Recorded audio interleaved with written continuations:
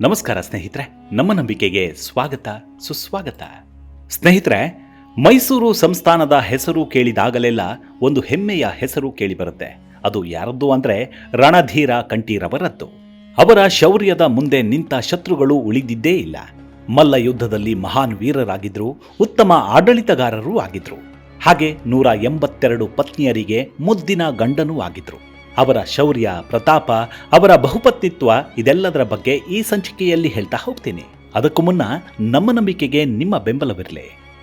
ಸ್ನೇಹಿತರೆ, ಮೈಸೂರು ಸಂಸ್ಥಾನವನ್ನು ಆಳಿದ ಒಬ್ಬೊಬ್ಬ ರಾಜರು ಒಂದೊಂದು ಇತಿಹಾಸವನ್ನು ಸೃಷ್ಟಿಸಿದವರೇ.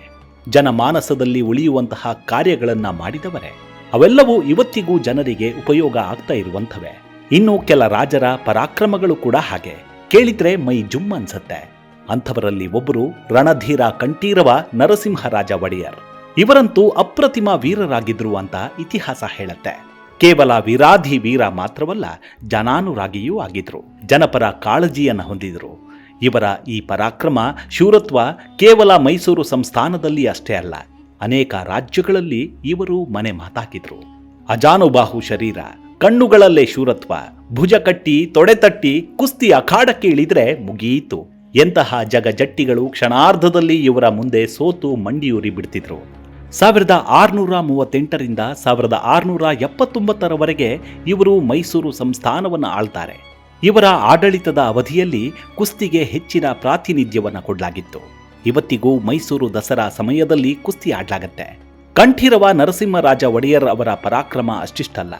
ಇವರ ಎದುರು ಕುಸ್ತಿಗೆ ಇಳಿಯುವ ಮಾತು ಹಾಗಿರ್ಲಿ, ಇವರ ಹೆಸರು ಕೇಳಿದ್ರೆ ಸಾಕು ಜಂಘ ಬಲವೇ ಉದುಗಿ ಹೋಗ್ತಿತ್ತು. ಇವರು ಅದೆಷ್ಟು ಬಲಾಢ್ಯರು ಅಂದ್ರೆ ಮದವೇರಿದ ಆನೆಯನ್ನೇ ಪಳಗಿಸಿ ಬಿಡ್ತಿದ್ರಂತೆ. ಹೀಗಿರುವಾಗಲೇ ಒಮ್ಮೆ ಏನಾಗತ್ತೆ, ತಮಿಳುನಾಡಿನ ತಿರುಚನಾಪಳ್ಳಿಯಲ್ಲಿ ಒಬ್ಬ ಜಗಜ್ಜಟ್ಟಿ ಇರ್ತಾನೆ.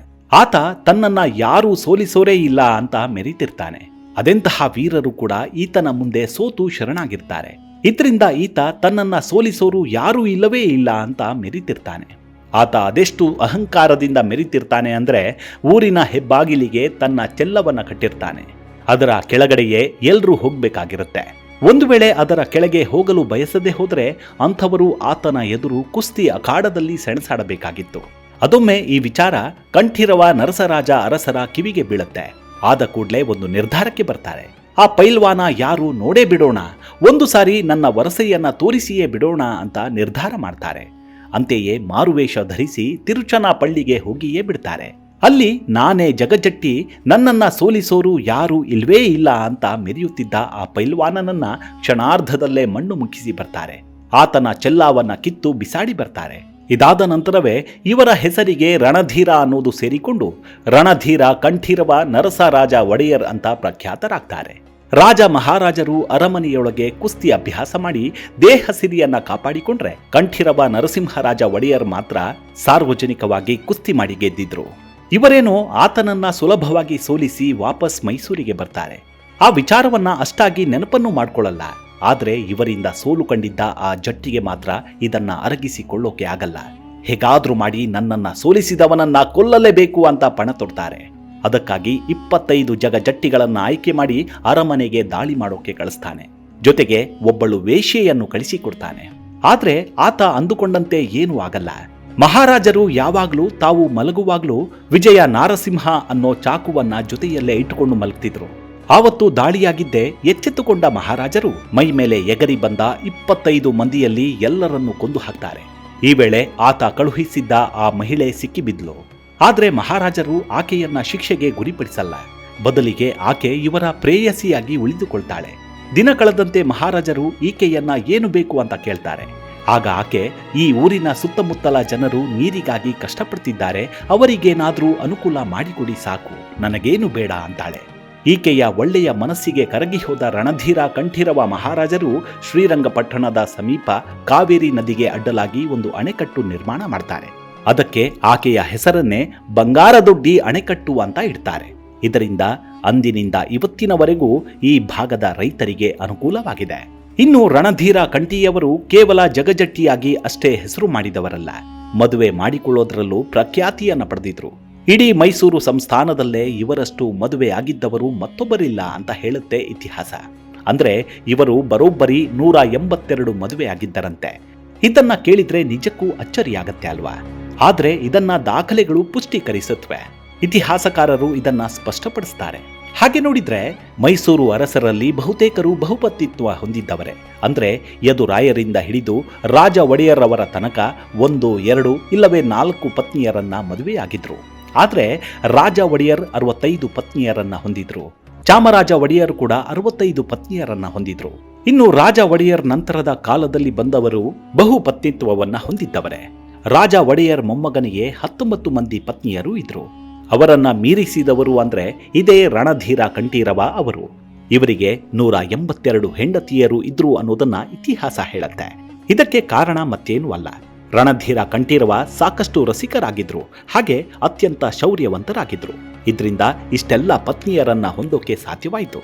ಇಲ್ಲಿ ರಣಧೀರ ಕಂಠೀರವ ಇಷ್ಟೊಂದು ಮದುವೆ ಆಗೋಕೆ ಕಾರಣ ಏನು ಅನ್ನೋದನ್ನ ಮತ್ತೊಂದು ಕಡೆಯಿಂದ ನೋಡೋದಾದ್ರೆ ಹಲವಾರು ವಿಚಾರಗಳು ಗೊತ್ತಾಗ್ತವೆ. ಹಾಗೆ ಇವರೇನು ಇಷ್ಟಪಟ್ಟು ಮದುವೆ ಆಗ್ತಿದ್ರಾ, ಇಲ್ಲ ಇದು ಇವರಿಗೆ ಫ್ಯಾಷನ್ ಆಗಿತ್ತಾ ಅನ್ನೋ ಪ್ರಶ್ನೆಯೂ ಕಾಡತ್ತೆ. ಇನ್ನು ಇದು ರಾಜಕೀಯದಿಂದ ಕೂಡಿತ್ತಾ, ಇಲ್ಲ ರಾಜತಾಂತ್ರಿಕ ಸಂಬಂಧವಾಗಿತ್ತಾ ಅನ್ನೋದು ಕೂಡ ಕಾಡತ್ತೆ. ಇನ್ನು ಕೇವಲ ರಣಧೀರ ಕಂಠೀರವರು ಮಾತ್ರವಲ್ಲ, ಬಹುಪತ್ನಿತ್ವ ಹೊಂದಿದ್ದ ರಾಜರನ್ನ ನೋಡಿದಾಗ ಒಂದು ವಿಚಾರ ಗೊತ್ತಾಗತ್ತೆ.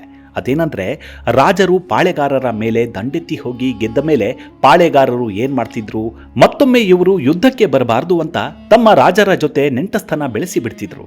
ಅಂದ್ರೆ ತಮ್ಮ ಮನೆಯ ಹೆಣ್ಣು ಮಕ್ಕಳನ್ನ ಅವರಿಗೆ ಕೊಟ್ಟು ಮದುವೆ ಮಾಡಿಬಿಡ್ತಿದ್ರು. ಇದು ಕೂಡ ರಾಜರ ಬಹುಪತ್ನಿತ್ವಕ್ಕೆ ಕಾರಣ.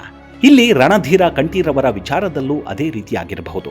ಇನ್ನು ರಣಧೀರ ಕಂಠೀರವ ಅವರ ಬಗ್ಗೆ ಮತ್ತಷ್ಟು ಹೇಳಬೇಕಂದ್ರೆ, ಇವರ ತಂದೆ ಬೆಟ್ಟದ ಚಾಮರಾಜ ಒಡೆಯರ್ ರಾಜರಾಗಿ ಆಳ್ವಿಕೆ ಮಾಡ್ತಾ ಇದ್ದ ಬೆಟ್ಟದ ಚಾಮರಾಜ ಒಡೆಯರ್ ಅವರಿಗೆ ಅರಮನೆಯ ರಾಜಕೀಯ ಬೇಸರ ತರಿಸುತ್ತೆ. ಇದರಿಂದ ತಮ್ಮ ಸಹೋದರ ರಾಜ ಒಡೆಯರ್ ಸಿಂಹಾಸನವನ್ನ ಬಿಟ್ಟುಕೊಟ್ಟು ತಾವು ತೆರಕಣಾಂಬಿ ಗ್ರಾಮದಲ್ಲಿ ವಾಸ್ತವ್ಯ ಹೂಡಿಬಿಡ್ತಾರೆ.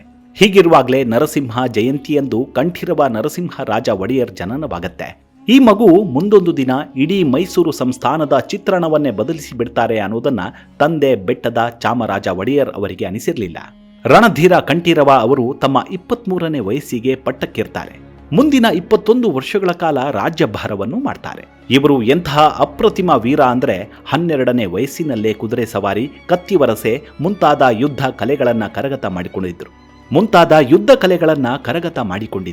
ಚಾಮರಾಜನಗರದ ತೆರಕಣಾಂಬಿ ಗರಡಿ ಮನೆಯಲ್ಲಿ ಇವರು ಯುದ್ಧದ ಅಭ್ಯಾಸವನ್ನ ಮಾಡ್ತಿದ್ರು.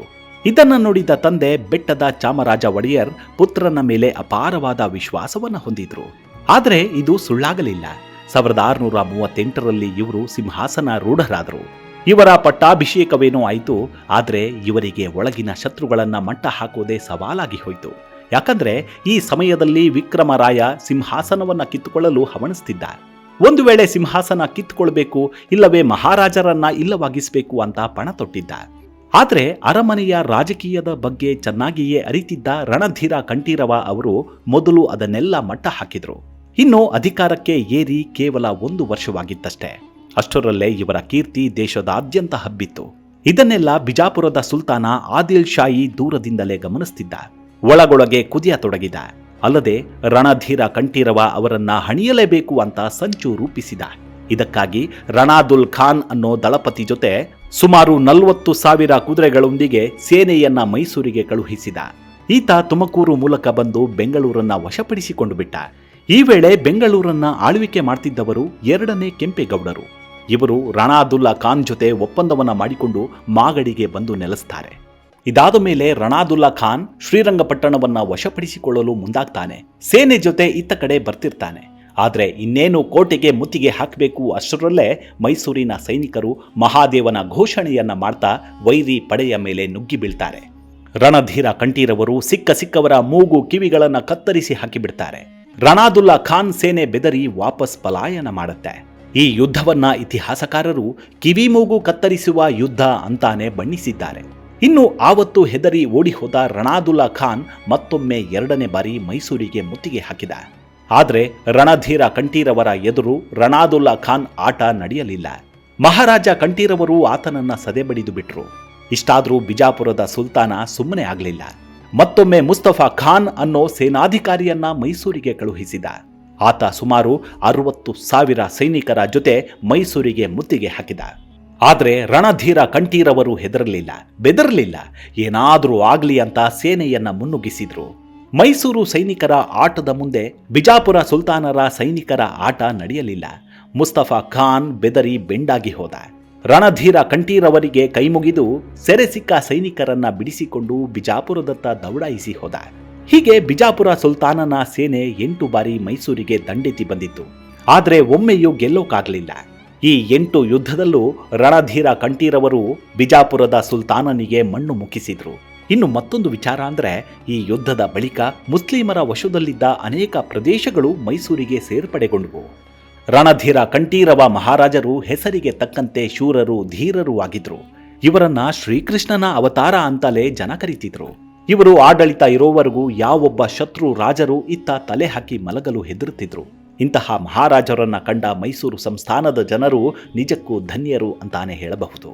ಇವಿಷ್ಟು ಮೈಸೂರು ಮಹಾಸಂಸ್ಥಾನದ ಮಹಾರಾಜರ ಕುರಿತಾದ ಸಣ್ಣದಾದ ಮಾಹಿತಿ. ಮುಂದಿನ ಸಂಚಿಕೆಯಲ್ಲಿ ಮತ್ತೆ ಸಿಗೋಣ. ನಮಸ್ಕಾರ.